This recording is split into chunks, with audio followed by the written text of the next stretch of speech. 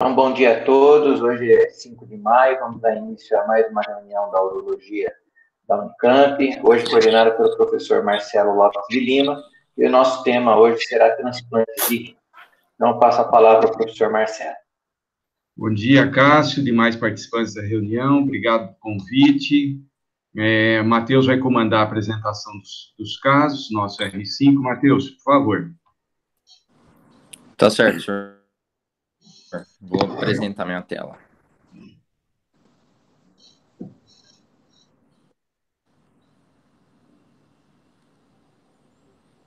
Todos conseguem ver o slide? Tá ok. Certo. Bom dia a todos. Então, mais uma reunião nossa do departamento. Inicialmente, eu gostaria de apresentar as nossas duas páginas das redes sociais, a do Instagram e a do YouTube, Urologia Unicamp. E fortemente recomendo a todos que quem ainda não segue essas páginas para seguir, porque aqui nós temos nossas principais atividades da especialidade. Então, iniciando o primeiro caso clínico, é a paciente HGR, paciente feminino, 61 anos. É uma paciente que veio inicialmente com um transplante renal em segmento. É uma paciente que nós estávamos atendendo no ambulatório como de rotina, nosso ambulatório em conjunto com a nefrologia. Ela não estava agendada, mas devido ao quadro clínico, o pessoal da nefrologia pediu que atendêssemos ela ali naquele momento. Então, a paciente ela veio com um quadro de uma dor em região hipogástrica, em fossa ilíaca direita, segundo ela, de uma evolução há 30 dias, uma dor constante, progressiva, de progressão bem lenta. Ela falou que piorou recentemente, cerca de 2 ou 3 dias antes dessa consulta que ela estava tendo. Ela já tinha passado pelo atendimento na Unicamp, no pronto-socorro, há mais ou menos uns 26 dias, quando realizou laboratoriais, fez um ultrassom do enxerto, segundo ela e o que constava no prontuário, sem alterações, e foi liberada para manter o segmento ambulatorial. Ela negava Matheus, só um segundo. Vamos. Isso aqui até você trouxe um ponto importante, isso aqui eu acho legal para a formação. Natália, eu vi que está presente na reunião, nossa R4 atual, tem o João também e o Jefferson. Natália, paciente transplantado 1 ano com dor na região do enxerto. Qual seria a sua hipótese? Qual seria a sua hipótese diagnóstica e a conduta inicial? Rapidamente. Acho que a hipótese que acaba preocupando mais a gente é que possa estar tendo alguma trombose, né? Então, a gente sempre pede um ultrassom do enxerto, mas ele pode ter dor por outros motivos também, né? Pode estar tendo uma rejeição, pode ter uma pielonefrite no enxerto, mas a nossa conduta inicial é sempre pedir o ultrassom para excluir essa causa que seria mais grave da trombose.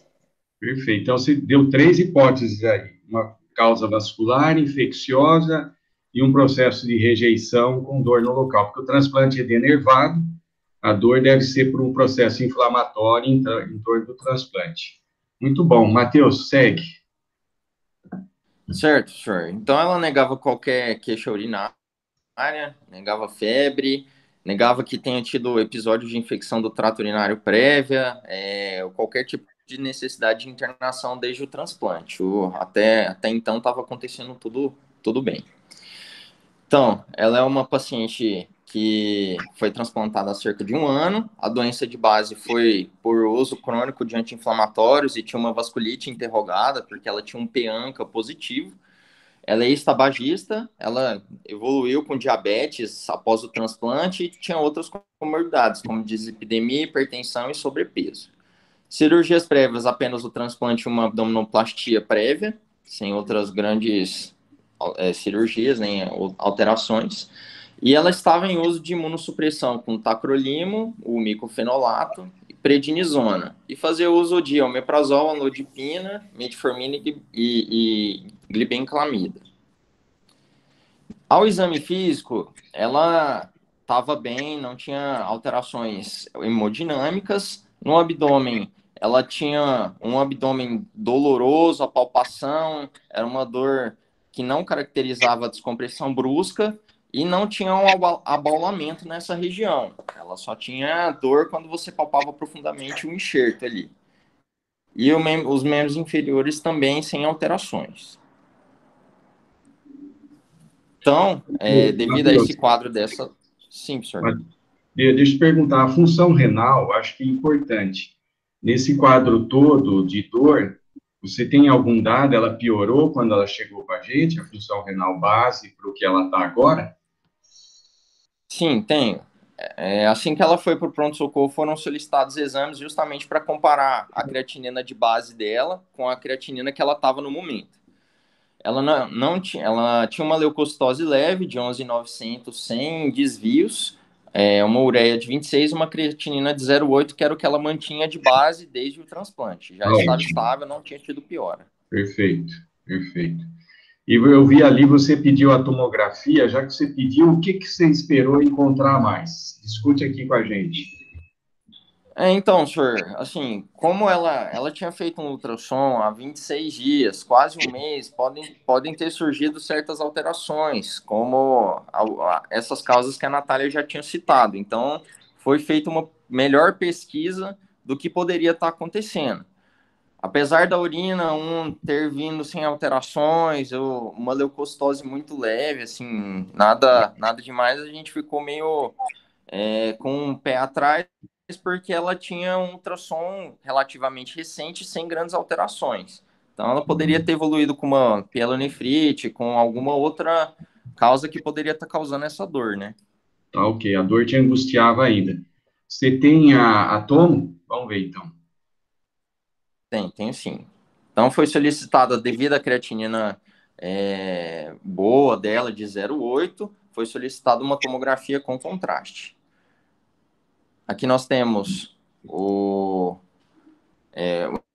primeiro corte com... Esse vídeo é corrido, vão ter mais imagens na frente, mas o que a gente vê é que o enxerto está bem vascularizado, não tem grandes alterações, mas a gente vê uma massa na região perilar, próximo dos vasos, sem muito plano de clivagem com o psoas. Aqui nós temos o corte coronal, também corrido, que nós vemos essa grande alteração. Não tinha uma hidronefrose importante, mas nós vemos que tem uma massa na região perilar. Exato, exato. Deixa eu pedir, eu acho que o Daniel não está na reunião, o Tiago. Bom, diante disso daí, vou ouvir a opinião agora do grupo do transplante. Ouvi duas opiniões, Wagner Matheus, Adriano Fregonese. Wagner, o que que você pensa aí? Essa massa é um pouco estranha aí, posterior ao rim. O que que te vem à cabeça? Vamos lá, para a gente começar a conduzir isso aí. Estranho, né? Bom dia, Marcelo. Bom dia a Bom todos. dia. Muito estranho o caso. Olha, eu vou confessar para você, eu nunca vi uma massa assim. É um caso relativamente raro. Em um ano de evolução, os Correto. exames todos normais, essa paciente com creatinina normal, você viu que causa um pouquinho de hidronefrose, né? Tem um componente compressivo, talvez uma hidronefrose, embora não seja responsável pela dor, mas eu ficaria na dúvida aí, viu, Marcelo, de um Tá. processo inflamatório. É mais provável um processo neoplásico mesmo, em um ano raríssimo, mas é possível, a paciente está em imunossupressão. Eu sugeriria aí para, não sei se os radiologistas têm alguma opinião diferente, mas eu tenderia a fazer uma biópsia aí dessa área, viu? Certo. Adriano, complementando o que o Wagner colocou, a sua ideia, o que que você acha? Eu acho que o Wagner falou tudo aí que tinha que ser falado. E assim, eu ficaria mais para o lado neoplásico, porque essa paciente, ela parece que não tem sinais inflamatórios. O hemograma tem leucocitose, tem desvio. Como é que está o PCR dela? Não tem febre, apesar de ser uma paciente imunossuprimida, né? E apesar de ser imunossuprimida, a gente sabe que a chance de ter tumor é maior, principalmente da linhagem linfoproliferativa. Correto. Então, eu estaria com o Wagner também, de que aí acho que vai acabar caindo numa biópsia. Muito bom, obrigado aí. Matheus, e aí, com essa toma, o que que vocês pensaram? Essa tomo ela foi laudada pelos radiologistas e nós acabamos rediscutindo o caso. Eles falaram que realmente não daria para afastar nenhum tipo de processo neoplásico e que poderia ter algo relacionado a uma doença linfoproliferativa também relacionada a transplantes, mas eles não bateram o martelo, falaram que uma ressonância poderia trazer dados melhores, poderia de alguma forma ajudar nesse diagnóstico também. Nesse momento, a paciente estava no pronto-socorro, aqui mais uma imagem, e foi solicitada a internação para uma investigação complementar mais de perto dessa paciente, para observar creatinina, observar padrão infeccioso, observar algumas outras questões dela. Foi solicitada uma urocultura, que veio com uma E. coli muito sensível, apesar da paciente se manter sem sintomas, e pela internação e tudo, foi iniciado o Clavulin para ela endovenoso. Com essa sugestão da radiologia, nós prosseguimos com a solicitação da ressonância. Tá. Então, a ressonância complementaria o achado da tomo, né? Ficou com uma hipótese de um tumor, um processo inflamatório. Muito bom. Tem aí? Ficou essa hipótese. Sim. Nós temos os cortes, tanto coronal quanto sagital em T2, em que fica demonstrado essa massa, mas não fica demonstrado hipervascularização. Ficou-se nessa dúvida de se havia algum processo realmente neoplásico associado, né? Então, nós vemos as duas imagens demonstrando essa hidronefrose, uma hidronefrose não muito importante. A creatinina da paciente se manteve base, ela não teve piora dessa dor nem nada assim, mas nós vemos que essa massa ela se manteve nessa região. Você consegue delimitar a massa com o seu mouse aí para a gente ver, ou você está no celular? Não consigo, não estou conseguindo colocar o mouse. É bem aqui, posterior ao rim, né? Um acesso difícil aí. Você chegou a conversar com a região perilar. A hiperilar também? Parece que acompanha até a ureter, até a bexiga. Extremamente difícil aí. Isso. Bem posterior ao rim, um ano de transplante. E aí, você foi conversar pensando numa biópsia, algo assim, que o Adriano e o Wagner sugeriram? O que você... Sim, senhor. Nós conversamos com o pessoal da radiologia, justamente para a realização de biópsia, uma vez em que nós não tínhamos certeza do diagnóstico, né? Não poderia ser algo neoplásico, tanto a tomo quanto a ressonância não afastaram tal hipótese. Perfeito. Eu vi que o Lucas até perguntou se haviam linfonodos aumentados em outras regiões do abdômen. Não haviam, era só essa região que estava com esse aumento, essa massa de tamanho, né, esse tumor. Perfeito. Então foram trocados imunossupressores e a paciente foi mantida internada. Assim, foram solicitadas inicialmente uma biópsia para ser realizada pela radiointervenção. Foi realizada inicialmente uma biópsia percutânea guiada por ultrassom. Eles conseguiram delimitar a massa com ultrassom e foi isso que deixaram relatado, né, que tinha envolvimento dos vasos ilíacos a nível da anastomose do enxerto. E isso é o que nós já sabemos pela tomo. E a grande questão dessa biópsia... Perdão, isso, foi de que o anátomo patológico, se o Dr. Attanasio quiser complementar algo, mas o que foi deixado de laudo foi de que os tecidos em parte moles, notando-se numa das extremidades pequeno foco de células aparente de natureza macrofágica, presença de segmento de parênquima renal sem alterações. Aí, o que... Você chegou a conversar com o professor Attanasio dessa biópsia, o que ela poderia dar de pistas para a gente? Eu me lembro do ano passado, né? Do ano passado. Além do segmento de parênquima renal, né, que não mostrou nenhuma alteração, não havia a presença de um tecido neoplásico, por exemplo, né? A Uhum. única coisa foi células isoladas, e aparentemente a morfologia delas era de natureza macrofágica, parecia macrófagos. Tá. Um material muito escasso no sentido de se fazer um diagnóstico, fora o parênquima renal que apareceu. Entendi, perfeito. Quer Então, dizer, ela não foi absolutamente conclusiva, né? correto. É isso que eu ia Aquilo falar. que nós recebemos, não havia nenhuma evidência de algo neoplásico, né? Perfeito. Obrigado, professor. Então, Matheus, e aí, uma biópsia que não dá para bater o martelo. O que você pensou, Matheus? Continuando. Então, senhor, nós conversamos com o pessoal da radiologia, uma vez que essa biópsia fora realizada com ultrassom, se por esse envolvimento próximo dos vasos ou uma biópsia guiada por tomografia, não teria um material um pouco mais representativo e poderia demonstrar para a gente melhor esse diagnóstico, uma vez que o material, como o doutor Atanásio deixou, não conseguiu fechar um diagnóstico, né? Correto. Então, eles prosseguiram com uma nova biópsia, dessa vez guiada por tomografia. Mas foi no outro dia, não Mas foi na mesma situação, passou um tempo, ela ainda está... não. Primeiro, ela foi submetida à biópsia guiada por ultrassom, nós aguardamos o laudo, mantivemos ela internada, também mantendo estabilidade, sem piora da dor, com creatinina estável. Foi solicitado um novo parecer da radiologia intervencionista.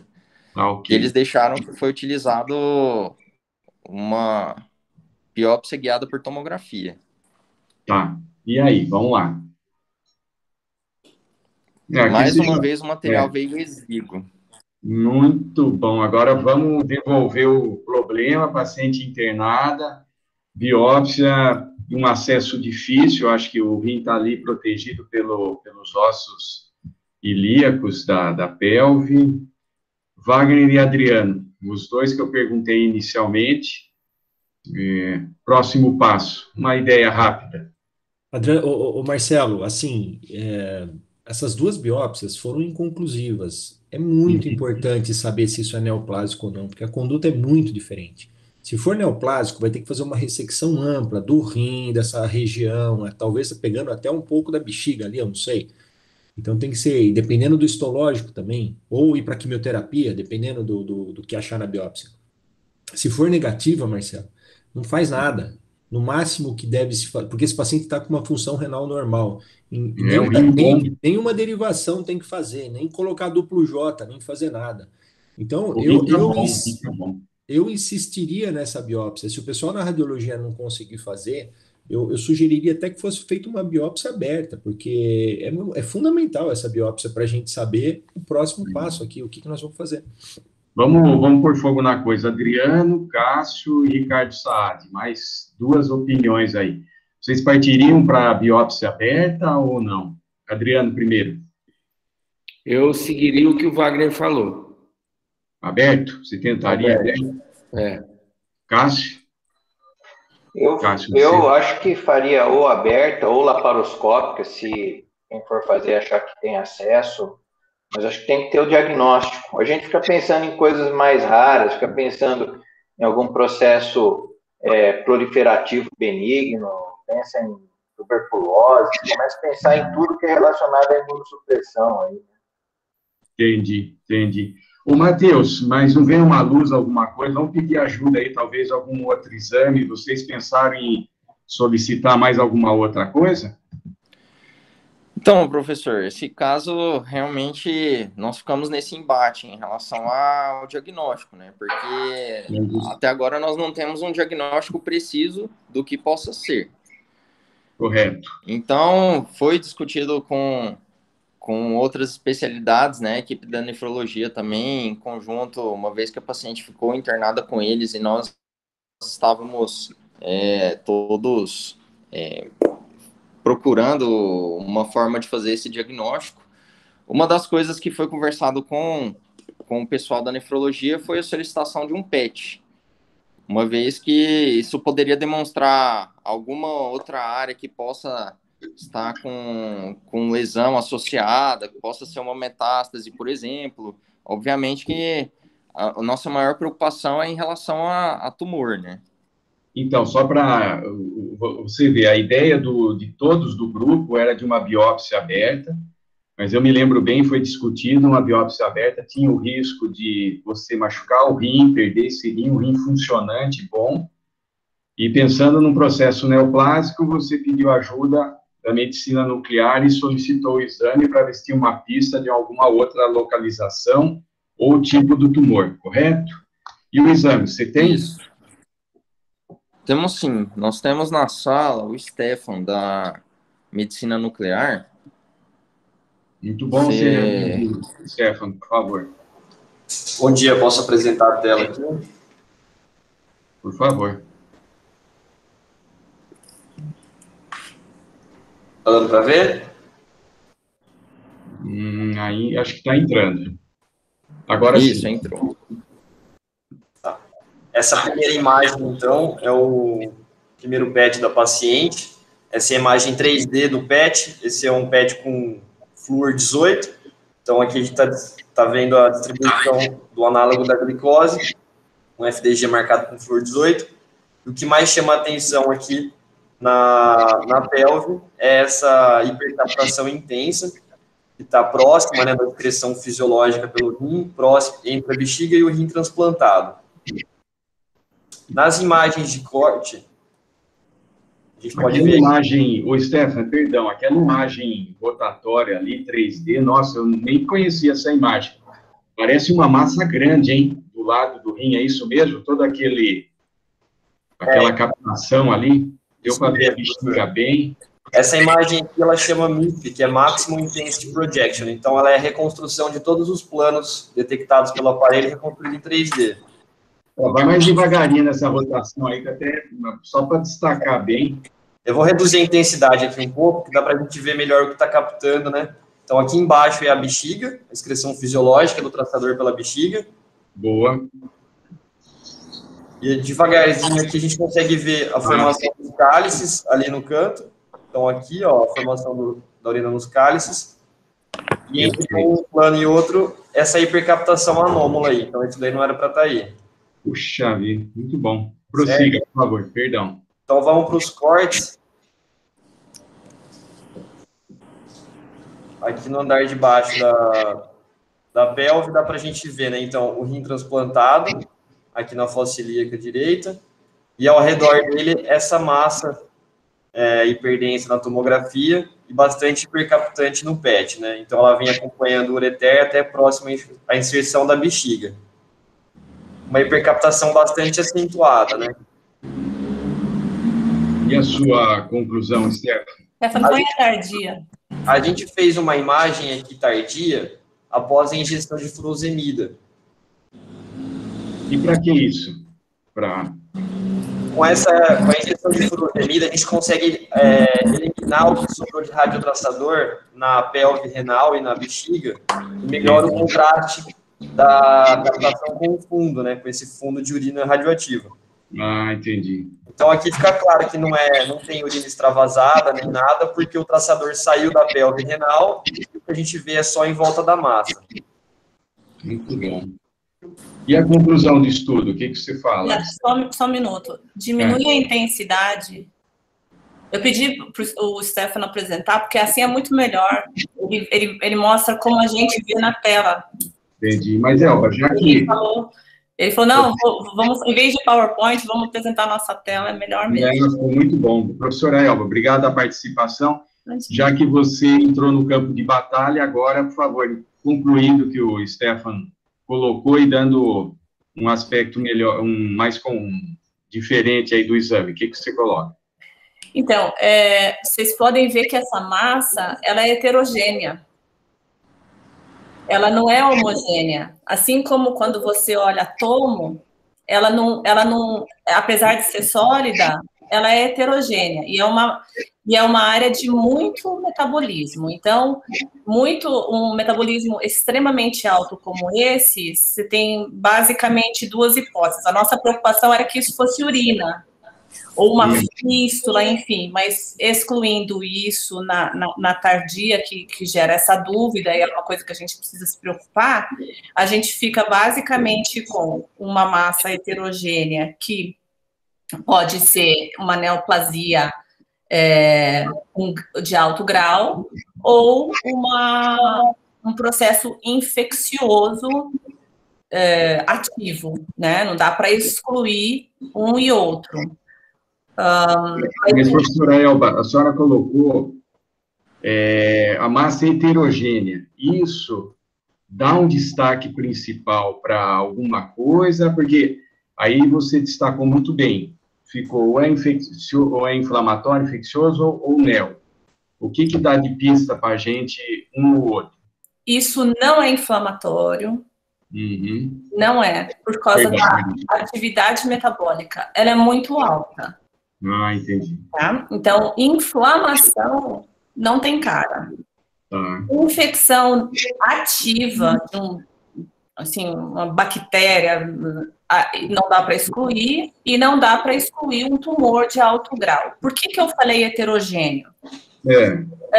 Porque quando você tem uma massa, então, massa igual a PET.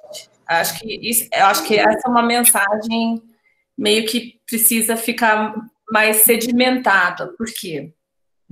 Uma massa heterogênea, o PET, primeiro, no rim transplantado, normalmente a gente não faz, né, Marcelo? A gente não faz. Mas... Não é rotina. Não é. Mas quando você tem uma febre de origem determinada, ou você tem uma doença inflamatória, como vocês discutiram no começo, ou você tem, por exemplo, um exame anatômico inconclusivo, o PET ajuda a fazer esse diagnóstico em 30% a 50% dos casos. Então, vale a pena você pensar em PET. Essa é a primeira coisa. A outra coisa é que, quando você vai considerar biópsia, vale a pena você pensar no PET. Porque você vê que são duas biópsias inconclusivas. Porque o local que você coloca a agulha, se você não tem uma imagem metabólica, você está colocando a agulha numa área que pode não ser representativa do grau de atividade ou infecciosa ou tumoral que vai te fazer o diagnóstico. Então, uma biópsia guiada por PET é algo extremamente importante de ser considerado, né? Principalmente quando você já tem uma inconclusiva. Se você tem uma massa, você está pensando em biópsia heterogênea na tomo, vale a pena você pensar no PET. E aqui, o PET tem outra vantagem, porque o Lucas perguntou, não tinha linfonodo? Se o tumor, você estadia. O PET não mostrou nada, só tem essa massa. Então, assim, a princípio, é uma lesão localizada. Mas se tivesse linfonodo, a gente podia já falar, bom, isso é um linfoma, porque tá cheio de linfonodomegalia, sei lá, ou sarcoma, não dá para excluir sarcoma, porque tá localizado. Mas, Elba, vamos assim, te apertando agora. Se tivesse que bater o martelo hoje, seu laudo, você colocaria o quê? Primeira e pós-diagnóstica? As duas hipóteses para isso aqui são lesão neoplásica agressiva. Lesão neoplásica agressiva. Ou processo infeccioso, né? Assim, não dá para, por exemplo, poderia ser um sarcoma isso aqui. Um sarcoma, um linfoma de alto grau. Como a massa é localizada, a gente pode pensar nessas hipóteses que foram até aventadas por vocês. Não dá para excluir uma nem outra, precisamos do anátomo patológico. Mas eu acho que é isso, né? Ótimo. Não, a participação foi... O exame foi extremamente elucidativo, o Stefano apresentou bem, a sua explanação conduziu aí no caminho. Agora, voltando para o Matheus, o problema está na mesa. Matheus, e aí? Antes de eu passar para o grupo aqui para novas sugestões. Matheus. Senhor, a doutora Helena, da Oncologia, levantou a mão para falar. Que eu tenho a devolutiva do caso. Peraí. Então, Helena, perdão, eu não domino. Não, imagina. Bom dia a todos. Por favor. Doutora Elba, Lembra que a gente até discutiu a questão, pensando em convênios, da acessibilidade do PET nessas situações quando você não tem um diagnóstico e você acaba, na verdade, até poupando outros tipos de exames que não seriam tão válidos quanto o PET, né? Não sei se a senhora lembra dessa discussão que a gente teve. Lembra? Foi um de pulmão, né? Foi um de pulmão, exatamente. Foram mas 3 biópsias, né? E aí, às vezes, acaba pegando material necrótico, você não tem o diagnóstico, e aí acaba fazendo mais exames à toa, né? Eu posso muito boa a sua colocação. Tirar de conclusão, então, numa situação similar, onde a biópsia primeira não foi elucidativa, o PET poderia complementar, guiando para um local melhor, ou para uma nova biópsia, ou conduzindo para a neoplasia. Sairia mais em conta. Mais efetivo também, mais rápido para o diagnóstico do paciente, para a terapêutica, né? Perfeito. Só um detalhe, isso que a Helena colocou é importante. Por exemplo, ontem eu vi um caso que foi feita uma biópsia de coluna inconclusiva. E aí, me ligaram porque estavam perdidos. Eu falei, faz o PET. Quando você fez o PET, assim... Às vezes capta em outro lugar, né? Exato. Você olha, é um tumor, é um linfoma difuso de grandes células B, acabou. É isso, estava lotado de lesão, CT negativa, cintigrafia negativa, tudo negativo. Perfeito. Agora, obrigado novamente. Devolvendo o problema, Wagner, Cássio e Adriano.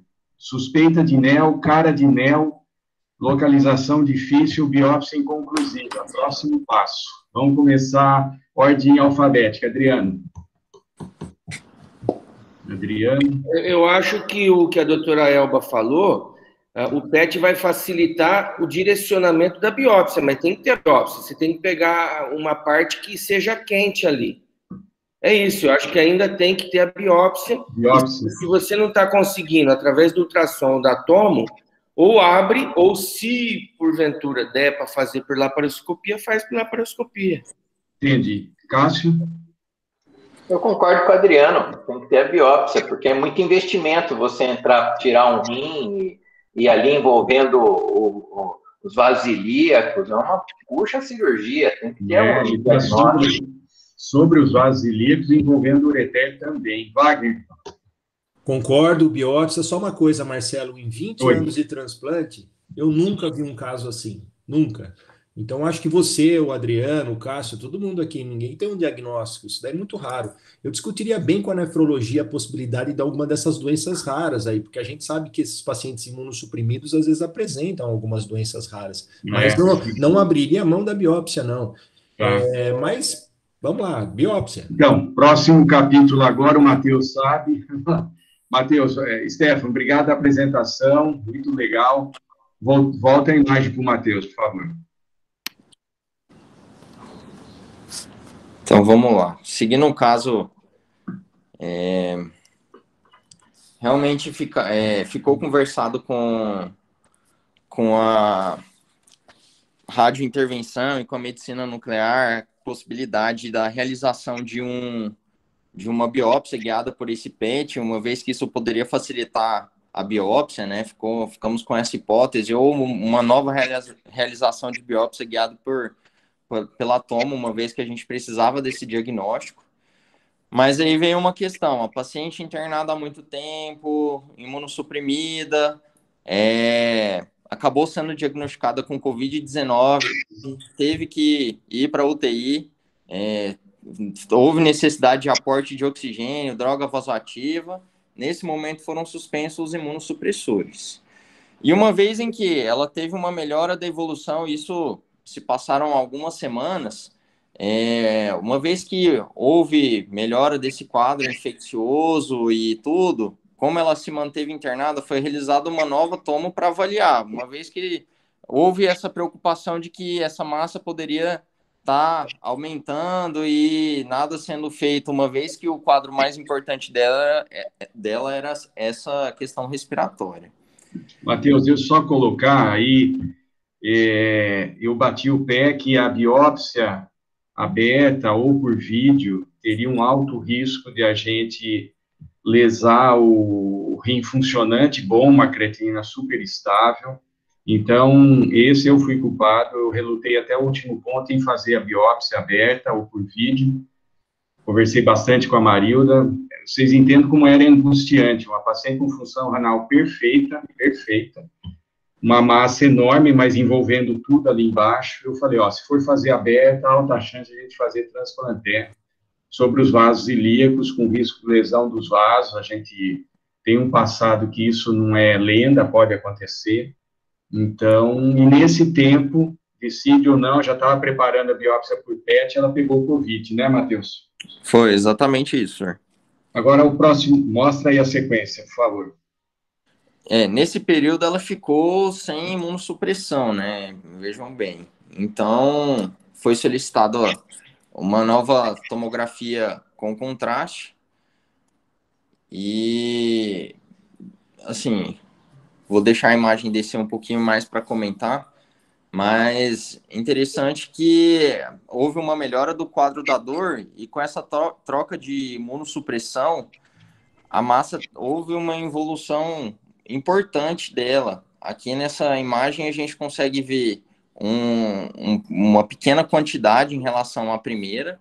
Eu tenho as imagens comparativas aqui também, outros cortes, corte coronal e o transverso. A gente vê que a massa deu uma evoluída muito boa e ficamos pensando se isso não poderia ter alguma relação. Aqui nós temos a imagem atual, mais recente, e aqui nós temos a evolução, como era do lado esquerdo e como ficou à direita. Se isso não poderia ter qualquer tipo de relação com a própria imunossupressão. Excelente slide. Isso aí ficou muito didático, né? Muito bem. E aí, Matheus? Diante disso... Isso. Diante disso, senhor, nós ficamos com a hipótese diagnóstica de que foi uma doença linfoproliferativa relacionada aos imunossupressores, né? Eu dei uma pulada de um slide aqui só para deixar a discussão um pouco mais... O Matheus, você é o que conhece mais de todo mundo aqui. Você ficou com vontade de pedir um outro PET para ver se o negócio, o raio traçador, né? Estou falando errado, não? O raio traçador continuou intenso ali, ou diminuiu, ou a gente parou só na toma? Eu não lembro mais. Então, senhor, isso foi discutido, realmente, né? Uma vez que houve essa evolução importante, fica difícil até de realizar biópsia nessa região. Agora, nossa, parece que trocou o paciente, hein? Parece que é até outra paciente, mas devido a essa evolução, foi optado por uma conduta expectante, uma vez que realizar biópsia nessa região é extremamente difícil, existe risco de lesão de hilo renal, veja como a ilíaca passa perto da massa, né? Agora dá para enxergar os vasos ilíacos, né? Antes não dava. Antes eles ficavam... Pedir a opinião da Helena Sato, que já conversou inicialmente. Helena, diante dessa evolução, a sua visão oncológica, o que você acha agora? Parece ser mesmo linfoproliferativo isso, né? De alto grau, porque ele tinha muita captação inicial no PET, então era uma doença bem proliferativa mesmo. Correto. Obrigado. Matheus, então, pode seguir com sua apresentação, por favor. Nesse momento a paciente está em segmento, né? Nós mantemos ela melhorou do Covid, ficou internada mantendo a função renal boa. Depois dessa involução dessa lesão, nós ficamos um pouco mais tranquilos em relação à evolução dela. Tá. O Stefan já ergueu a mão aqui. Isso. Agora, ele tem o PET pós. Por favor, Stefan, apresenta aí para a gente.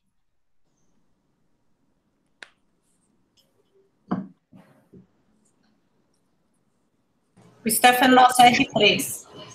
Tá, joia, obrigado. Tá dando para ver os dois? Sim, sim. Então, aqui no andar de baixo, o primeiro PET, e no andar de cima, o segundo PET, tanto os cortes 3D quanto os cortes nos eixos, né? Então, aqui lembrando, né, a grande massa aqui entre o rim transplantado e a bexiga. E já aqui na imagem 3D do PET, depois, né, do segundo, já dá para ver que praticamente não tem áreas anômalas de captação, né? E continua sem nada no resto do organismo. Então, só aqui em detalhe, né, as análises comparativas, então não tem mais nenhuma área de hipercaptação no radiotraçador anômalo, só o que a gente vê aqui são as áreas fisiológicas de expressão, e também não tem mais massa, né, só um tecido fibrocicatricial sem expressão metabólica. Perfeito. Põe a tardia, Stefano, por favor.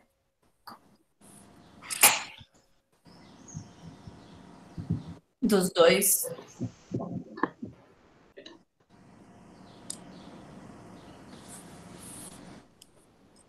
Então, aqui as duas imagens tardias, né, pós-furosemida. Mas você esvaziou a bexiga, né? Agora dá para ver melhor. Isso, tanto a bexiga quanto os cálices, né? Tá. Cadê a massa, Stefano? Põe o cursor na massa residual, por favor. Sobrou um tecido cicatricial.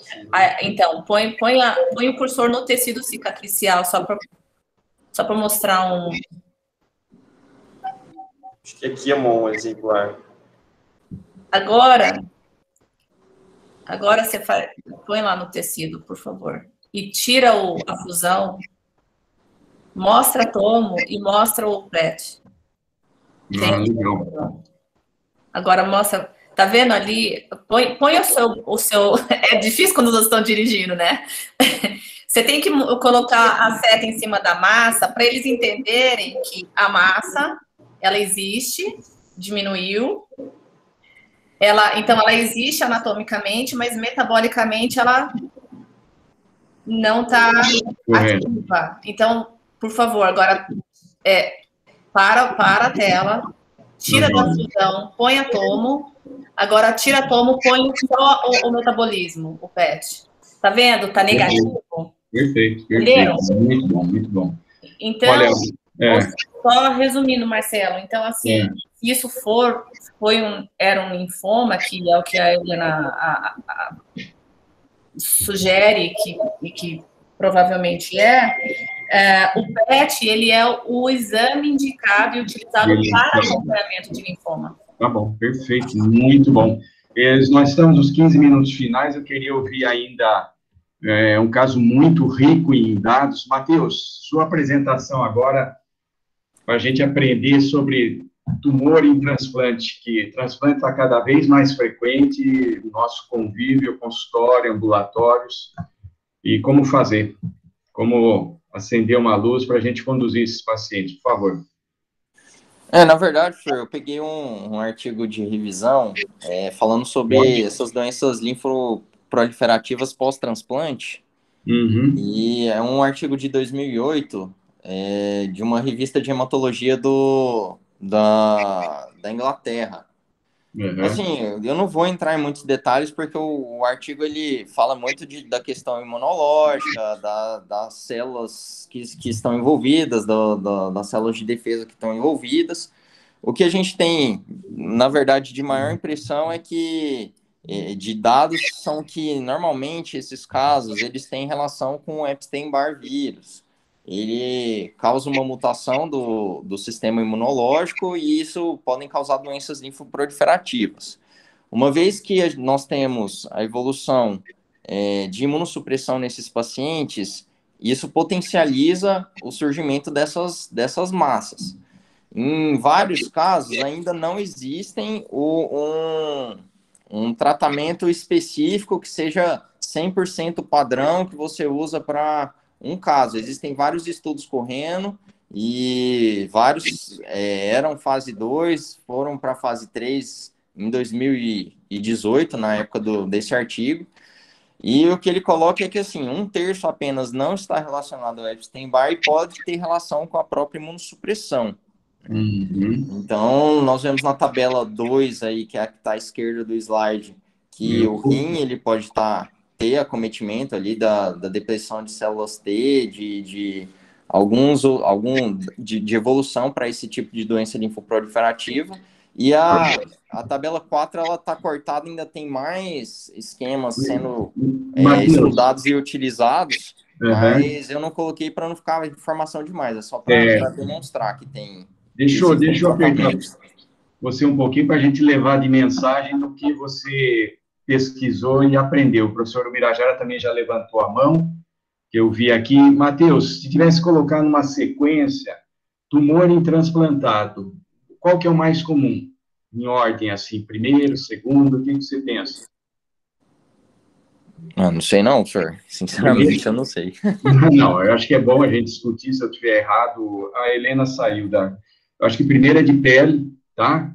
E depois entra a linhagem linfoproliferativa, é o segundo lugar, dos maciços. Daí vem outros que você colocou aqui na tabela. Varia de acordo com o tipo, a região, o local onde é feita a pesquisa. Pulmão, o nosso trato urinário, trato intestinal, fígado. E o que eu aprendi também, há uma forte correlação em criança transplantada, o vírus de Epstein-Barr, com tumores linfoproliferativos, até eles chamam uma síndrome, né? Linfoproliferativa Transtornos Disease, Lymphoproliferative Transtorm Disease. Você pode não acertar o diagnóstico, se é sarcoma, linfoma, algo assim desse tipo, você classifica nessa grande síndrome. Professor Ubirajara, o senhor ergueu a mão, comentário? O caso é muito interessante, Marcelo. O Wagner já tinha dito que é muito raro, nós nunca vimos um caso desse. Então, a gente tem que também começar a colocar em dúvida, né? Você faz imunossupressão à torta direito em milhares de casos e nenhum deles evolui assim. Eu não estou dizendo que não seja essa doença, mas a gente tem que aprender um pouquinho mais sobre ela. Eu acho estranho 2 biópsias de uma lesão tão extensa não ter dado nenhum tipo de avaliação próxima a isso. Eu pergunto para o doutor Athanasi se, por exemplo, nesse caso, seria esperado algum tecido linfóide na biópsia. Mesmo sem a ajuda do PET, como a área é muito extensa de tumor, dificilmente eles não pegariam essa área quente nessas biópsias que foram feitas. Então, eu queria saber do professor Athanasi se é comum a gente ter erro de avaliação na histologia após biópsias de lesões desse tipo. Eu sei que é raro, mas talvez ele tenha uma luz aí para ensinar um pouco a gente. Seria muito interessante se nós tivéssemos o resultado já na primeira biópsia, né? Veja quanto tempo passou sem resultado e sem diagnóstico, e agora é um diagnóstico de exclusão. Nós não temos diagnóstico de certeza. Eu queria saber o Athanasi sobre isso. Exatamente, Bira. Eu também estranho, quer dizer, a massa tão volumosa, né? E você vê, na primeira, realmente apenas algumas células soltas, né? Que pareciam macrófagos, né? E na segunda, então, não tinha nem material, praticamente. Quer dizer, realmente é muito estranho isso. Por que aconteceu? Para uma neoplasia, realmente eu esperaria. Se pudesse, pelo menos, ter um indício de que sugere neoplasia, mas nem isso aconteceu. Realmente eu não entendo por que essa biópsia não foi representativa. E vocês entendam também a outra parte, todos os residentes participaram, conversas com a paciente não é tão fácil assim o acesso. Prepara uma biópsia, prepara outra, não sei se a Elba vai se lembrar, mas a gente chegou aí a preparar lá a medicina nuclear, ia ser feita a biópsia guiada por PET, era a terceira opção, mas daí, não sei, daí ela teve o Covid. Então, vocês vejam, a apresentação do caso do Matheus foi muito legal, parece uma coisa assim, mas foram meses aí, conversa com o paciente, a possibilidade, como já foi levantada, de o acesso por via aberta, né? Então, foi difícil. O professor Ossamo levantou a mão também, e depois eu queria perguntar mais uma coisa para o Wagner. Professor Ossamo, por favor. É um caso muito interessante. Eu gostaria de colocar uma dúvida. Será que o Covid aí que ela pegou teve alguma influência para o bem? Olha, professora Samuel, a gente discutiu muito com a Marilda também, uma coisa que passou um pouco batido, o Matheus colocou bem, só para a gente não esquecer, a troca do imunossupressor. Na literatura, todos os imunossupressores, todos, até o corticoide, pode gerar neoplasia. O mecanismo talvez seja a facilitação de um acesso viral ou nossa proteção contra os vírus.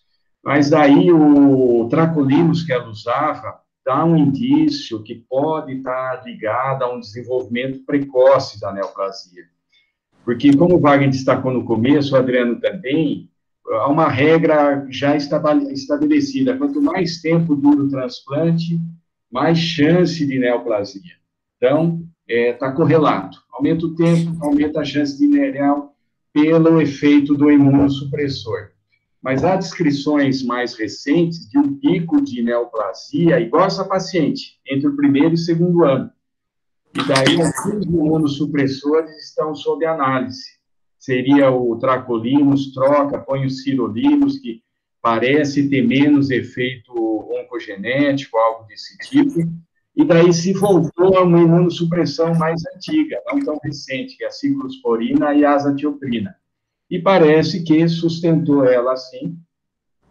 Pode ter feito uma ação nesse caso, eu já incumbi o Matheus, o Jefferson também estava ajudando, nós vamos descrever esse caso, que é extremamente raro. A medicina nuclear também vai colocar a parte da medicina nuclear, a nefro também, que está sendo um final feliz, né? Eu ia perguntar para o Wagner a experiência de vocês com neoplasias, o Bira também pode optar, o Leonardo, por exemplo, o câncer de próstata, que a gente vê no ambulatório, vocês fazem alguma diferença entre transplantado, imunossuprimido e o paciente normal? Vocês têm isso? Marcelo, boa pergunta. Quando você colocou dos tumores mais frequentes, o que me veio à mente, eu até achei que essa reunião ia ser sobre isso, sobre câncer de próstata. É o que a gente tem mais experiência nos pacientes transplantados.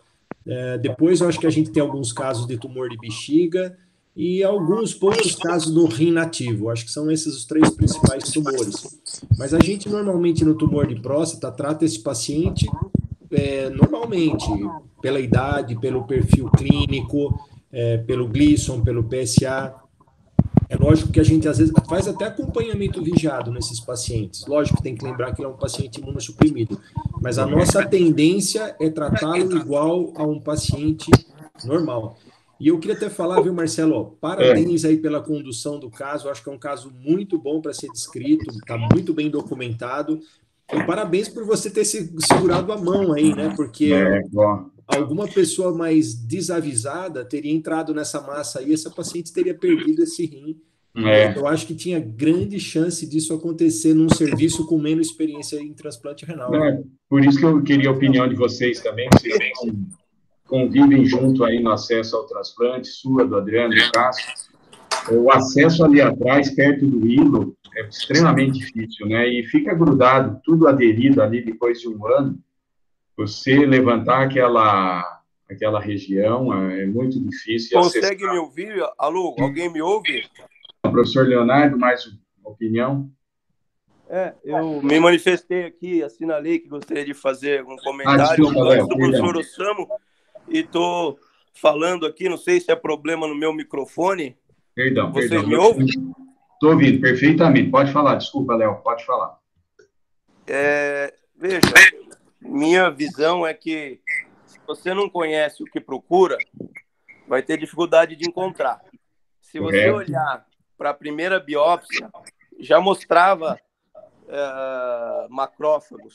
Talvez, se nós fizéssemos inúmeras biópsias, N biópsias, nós veríamos a mesma coisa que vimos na primeira.